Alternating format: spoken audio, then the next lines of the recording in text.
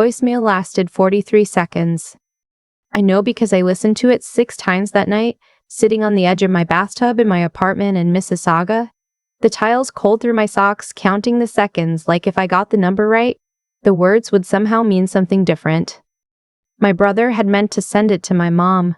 I could tell because he started it with, "Hey Mom," before catching himself, then kept going anyway, the way you do when you've already said too much to stop. He was laughing. My sister-in-law was laughing in the background, and they were talking about me. Not about something I'd done wrong, not about a fight we'd had. They were laughing about how easy I was. "She just keeps sending money," my brother said. "Like, what does she think this is? She's not our parents." And my sister-in-law, I could hear her so clearly, that particular laugh she has, the one I used to think was warm, said, "She's not even a sister at this point. She's just the family's free accountant." More laughing, then the voicemail cut off. I sat there for a long time after that. The bath I'd been about to run was still empty. I didn't cry, which surprised me. I just sat there, very still, thinking about the fact that I'd transferred $800 to my brother 2 days earlier because he said his heating bill was brutal this winter, and he didn't want to dip into savings. I'd done it without even thinking twice. I didn't yell. I didn't slam a single door. I didn't slam a single door. I didn't yell. I didn't slam a single door. But let me back up, because to understand what happened next, you need to understand how we got here. I grew up in a family where money was always tight and guilt was always plentiful. My parents immigrated from the Philippines before I was born, settled in Brampton, worked constantly, and raised 3 kids, me, my brother, and my younger sister, on the kind of income that means you never go hungry, but you also never stop thinking about it. My dad drove for a courier company. My mom did home care. We were fine. We were more than fine, actually. But the story we told ourselves, and the story they told us, was that we were 1 bad month away from disaster. I was the oldest. I learned early that being the oldest meant absorbing things, tension, worry. The unspoken weight that passed between my parents when a bill came in. I absorbed it without being asked to. That's what I want you to understand. Nobody sat me down and told me it was my job. I just started doing it. I started working at 16. I helped pay for my own school supplies by 17. When I got my first real job at 22 as a financial analyst at a firm downtown Toronto, I started sending money home before I'd even finished setting up my direct deposit. It felt good at first. It felt like love made concrete. I could fix the thing that had always quietly scared our family. And so I did. My brother was 24 at the time. He was working construction part-time and going to college part-time and figuring things out, which is all completely fine and normal. My sister was 20, still in school. Neither of them were sending money home. That was also fine. I was the one with the income. I was happy to help. That's what I told myself. The amount started at $200 a month. By the time I was 27, it had crept to $900. No one had asked me directly for that number. It had just climbed, the way these things do. Can you help with groceries this month here? The car needs work, there. Your sister's tuition is due and we're short, when I thought tuition was already covered. I didn't yell. I didn't slam a single door. I didn't yell. I didn't slam my kitchen. I didn't yell. I just stood there in my kitchen. I just stood there in my daughter's hand. Then my brother got married. His wife, I'll just call her my sister-in-law, seemed lovely at first. She was organized, funny, had strong opinions about fonts and coffee brands. I liked her. My mom adored her. The wedding was nice. We had it at a banquet hall in Brampton, nothing too elaborate, and I quietly covered the deposit when my parents said they were short. I didn't announce it. I told my dad I'd handle it. He said, "We'll pay you back." And I said, "Don't worry about it," and we both understood the transaction differently. They moved into a townhouse in Oakville. It was a stretch for them financially, I knew. But they wanted a yard, and they'd found a deal. My brother mentioned the mortgage payments a few times in passing, the way people do when they want you to notice something without having to ask directly. I noticed. I started covering a portion of what he called household costs, $300 a month, transferred quietly, tagged in my e-transfer notes as just because. I was also, by this point, paying for my own one-bedroom in Mississauga at $2,100 a month, my own groceries, my own car, my own RRSP contributions. I was doing fine. My salary had grown, I was good at my job, but I was not, as some people seem to assume, made of money. I'd stopped contributing to my TFSA for almost a year because the transfers home had started eating into that margin. I didn't tell anyone that. Here's what I told myself instead. This is temporary. Everyone's getting on their feet. My brother is building equity. My parents are getting older. My sister will graduate and get a job and the whole machine will stabilize. I just need to hold it together for a little while longer. A little while longer lasted 4 years. In that time, I helped my parents replace a furnace in their house in Brampton. That was $2,000. I co-signed a line of credit for my brother when his contractor license fees came up, and he didn't have the credit score to do it alone. I paid 3 months of my sister's rent when she moved to Hamilton for a job that didn't work out and she needed time to find something else. I bought my mom a tablet for Christmas because I'd heard her mention she wanted to do video calls with relatives back home, and I thought it would make her happy. I was right. It made her very happy. She showed it to everyone. None of this is me listing grievances. I want to be clear about that. I did these things willingly. I did them without being forced. What I didn't do, what I completely failed to do, was notice that the willingness was only flowing in one direction. Nobody called me on my birthday that year. Not a single person in my immediate family. My mom sent a text 3 days later that said, "Hope you had a good day, sweetheart," with a cake emoji. My brother texted 2 weeks after that, I think because someone reminded him. My sister didn't say anything until I saw her in person at Christmas, at which point she said, "Oh, right, happy birthday, how old are you now?" I told her. She said, "Wow, you don't look it," and went back to her phone. I sat with that for a while. I didn't say anything. I just filed it away in a place I wasn't ready to open yet. The voicemail opened it. The morning after I listened to it 6 times, I got up early, made coffee, and sat at my kitchen table with a blank notebook. I'd never actually written down everything I'd contributed to my family. It had always felt too transactional, too cold. But sitting there with my coffee getting cold, I wrote it all down. Every transfer I could remember. Every deposit. Every cosign. Every just because. It took me 40 minutes. I filled 3 pages. When I added it up, roughly, because I didn't have all the exact amounts, it came to just over $62,000 over 5 years. $62,000. I had $2,000 in my TFSA. I had just under $8,000 in my checking account. I was 31 years old, working a demanding full-time job, and my net savings looked like I was a first-year grad student, not someone who had been earning a professional salary for a decade. I closed the notebook. I got up. I washed my coffee mug. I went to work. I did not call my brother. I did not say anything to anyone. I just went to work. What happened next might seem calculated to some people. It might seem cruel to others. All I can tell you is that it didn't feel like either of those things. It felt like finally being honest. I started very quietly over the next few weeks, redirecting my finances. I opened a new bank account at a different institution, a credit union I'd read good things about. I started moving my automatic deposits there.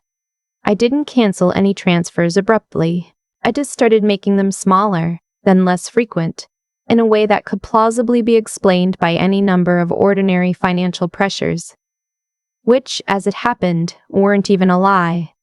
I also, for the first time in my life, called a financial advisor. Her name was, well, it doesn't matter. What matters is that she sat across from me in a glass-walled office near Union Station and looked at the numbers I'd given her and didn't say anything for a moment. Then she said, You've been supporting multiple households. It wasn't a question. I said yes. She said, for how long? I said 5 years, give or take. She was quiet again. Then she said, okay, here's what we're going to do. That meeting changed something in me. Having a professional look at my numbers without judgment and say, here is what is possible for you. I hadn't known I needed that until it happened. She set up an aggressive RRSP catch-up plan. She helped me restructure my budget. She told me what I could realistically save toward a down payment if I stopped the outside transfers within the next quarter. I went home that night, and for the first time in a very long time, I felt something that took me a while to name. It was relief. Not happiness exactly, just relief. The kind you feel when you've been holding something heavy for so long you'd stop noticing the weight, and then you set it down, and your arms ache from the absence of it. The thing about my family is that they're not monsters. I want to say that plainly. My parents worked incredibly hard. My brother is not a bad person. My sister is young and figuring things out. They are real, flawed, ordinary people who got used to a particular arrangement and stopped questioning it. That happens in families. That happens especially, I think, when the person holding everything together is someone who never says, this is getting hard. I never said it was getting hard. So they didn't know. And this is the part I have to be honest about, maybe they knew and they chose not to look directly at it. Like how you can know something intellectually and still choose to keep the curtain drawn. The voicemail told me where they actually stood. The first month I reduced my transfers, nothing happened. I'd gone from regular contributions to my parents' account down to $200, which I kept in place because my parents were legitimately on fixed incomes and I wasn't prepared to stop entirely. The transfers to my brother, I stopped, not dramatically. I just didn't send them. 2 weeks in, my brother texted, "Hey, did you forget this month?" I wrote back, "Forgot what?" There was a pause, then, I said, "I'm actually dealing with some stuff with my own finances right now. I had to cut back on some things. Hope that's okay." He said, "Oh." Then, "Okay, yeah, no worries." That was it. That was the whole conversation. No, are you okay? No, let me know if you need anything. Just oh and no worries. I sat with that too. My sister-in-law texted me 3 days later asking if I wanted to get brunch. I said I'd love to, but I was swamped at work. She said, "Totally. Next time." I said, "Yes, next time." We've had this exchange in various forms about 11 times over the past 2 years. We have never had brunch. My mom called in the 4th week. She asked how I was doing, how work was, whether I'd been eating properly. Normal mom questions. Then she said, very casually, that she'd been looking at her account and things had been tight lately. The property tax was coming up and she just wanted to check in. I said, "I know, Mom. I'm a little short myself right now, but I've kept up the 200. She said, "Oh, I know, I wasn't asking." And then she kind of trailed off, and I could hear in the silence all the things she wasn't asking. I said, "How's your ODSP payment working out? And Dad's pension, has he looked into the top-up he qualified for last year?" She was quiet. Then she said, "I don't know about any top-up." That opened a whole new conversation. It turned out my dad had qualified for a federal pension supplement for the past 18 months and nobody had applied for it because nobody had thought to check. The annual amount he'd been leaving on the table was just over $3,800. I helped them apply online that same week. It took an hour. I mention this because I think it's important. I wasn't punishing my family by stepping back. I was just, finally, being useful in a different way. The most useful thing I'd done for them in a decade was make one phone call to Service Canada. My brother and my sister-in-law figured out pretty quickly that the transfers had stopped. They didn't confront me directly. That's not how our family operates. Instead, there was a dinner at my parents' house in November where the temperature dropped about 10 degrees the moment I walked in. My sister-in-law was pleasant in the brittle way that means someone has been talking about you in the car on the way over. My brother hugged me but made sustained eye contact with the wall over my shoulder. My mom had made adobo, my favorite. I sat down and ate it and said it was delicious, which it was. Partway through dinner, my brother mentioned, to the table, not to me specifically, that they were thinking about refinancing. The interest rate on their renewal was going to be tough. My dad made a sympathetic noise. My sister-in-law said something about how hard it was for young families right now. I agreed that it was very hard. I passed the rice. Nobody said anything directly to me. After dinner, I helped my mom with the dishes. She handed me a bowl to dry and said, very quietly, "Your brother is worried." I said, "I know."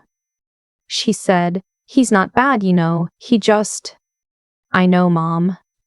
She handed me another bowl. We stood there for a moment, just the sound of water running. I said, "I need to take care of myself for a while. Is that okay?" She didn't answer right away. Then she said, "Of course it's okay." Her voice was careful. Not unkind, but careful. Like she was choosing her words with both hands. I said, "Good." We finished the dishes. I drove home on the 401, the highway dark and wide and familiar. All those red taillights ahead of me like a long, slow sentence I was finally getting to the end of. The following spring, I made an offer on a 1-bedroom plus den condo in Port Credit. It was more than I'd thought I'd be able to afford this soon, but the financial advisor had run the numbers, and with the RSP homebuyers plan and the catch-up I'd done in 9 months, it was feasible. Just barely, but feasible. My parents came to see it after I got the keys. My mom walked through every room slowly, touching the windowsills, looking out at the lake view I'd paid extra for because I decided that if I was doing this, I was doing it right. She said, "It's beautiful." My dad stood in the kitchen and looked around and said, "You did good, Anak." My brother didn't come. He said he had a work thing. My sister came though. She showed up with a plant, one of those big leafy ones that are supposed to be good for indoor air. And she hugged me for a long time at the door. I don't know if she knew about the voicemail. I've never told anyone about the voicemail. But she hugged me like she maybe had some idea that something had shifted, and that the shifting had cost me something. I keep the plant by the window in my living room. It's doing really well. My brother and I have a different relationship now. It's quieter, more honest in its way. I send birthday texts. He sends birthday texts. When we see each other at family things, we're friendly. Last Christmas, he made a joke, and I laughed at it, and it was a real laugh, not a performed one, which surprised both of us.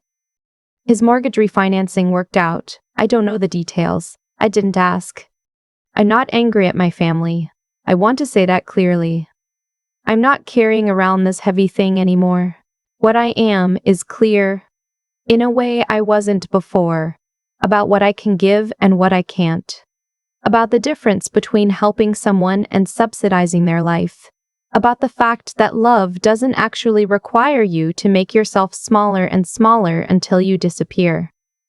I learned that not from the voicemail exactly. The voicemail just said something out loud that had always been there. What I learned it from was the 40 minutes at my kitchen table, the 3 pages in the notebook, the financial advisor who looked at my numbers without judgment, the night I lay in the dark in my Mississauga apartment, thinking about how I was 31 and had $2,000 in savings, the dinner with the adobo and the careful words and the dishes after. I learned it slowly, the way you learn most things that actually matter. My condo has good light in the mornings. I make coffee and I stand at the window and I look at the lake and I was going to say happy, but that feels too small for it. I am intact. That's the word. After a long time of spreading myself thinner and thinner across other people's needs, I am intact. The plant is on the windowsill beside me. It's doing really well.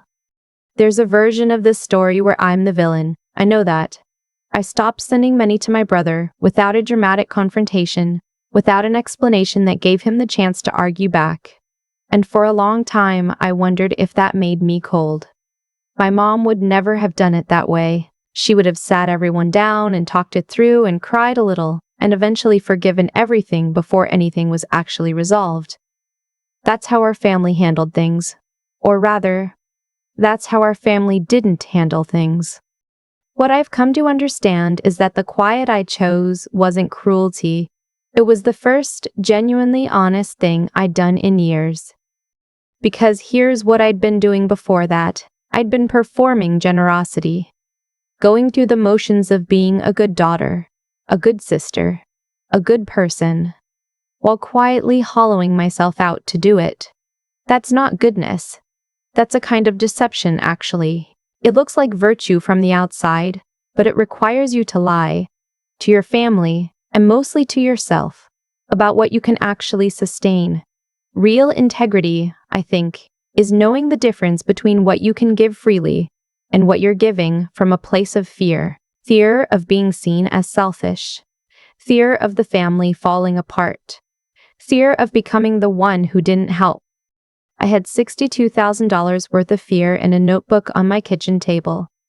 The intelligence part came later, at the credit union, in that glass-walled office near Union Station, when someone finally showed me my own numbers without sentiment. I'd been making financial decisions for years based on loyalty and guilt and a childhood story about being one bad month from disaster. I hadn't thought clearly about any of it. Thinking clearly, actually sitting with the facts, not the feelings, was uncomfortable in a way I hadn't expected. It felt disloyal. It felt like I was doing something wrong just by looking honestly at my own life. But that's exactly the moment things started to shift. Not the voicemail. The voicemail just cracked something open. The real change came from being willing to look at what was inside. And then there's the part nobody talks about when they tell these kinds of stories. The staying power. The not going back. Because my brother texted, "Did you forget this month?" And I could have just sent the money. It would have been so easy. That's the thing about patterns that have been in place for years. The path of least resistance always leads back to them, choosing differently again and again, even when it felt uncomfortable. Even at the dinner table with the adobo getting cold and my sister-in-law doing that brittle pleasant thing with her face, that took something I didn't know I had until I needed it. My plant is doing well, the condo has good light. My RRSP contributions are on track for the first time in a decade. I'm not telling this story because I want anyone to feel sorry for me, or because I think my family is terrible, or because I have it all figured out now. I'm telling it because I spent a long time believing that taking care of myself was the same thing as failing the people I loved. It took 43 seconds of a voicemail I was never supposed to hear to start unlearning that. Maybe you didn't need a voicemail. Maybe you already know.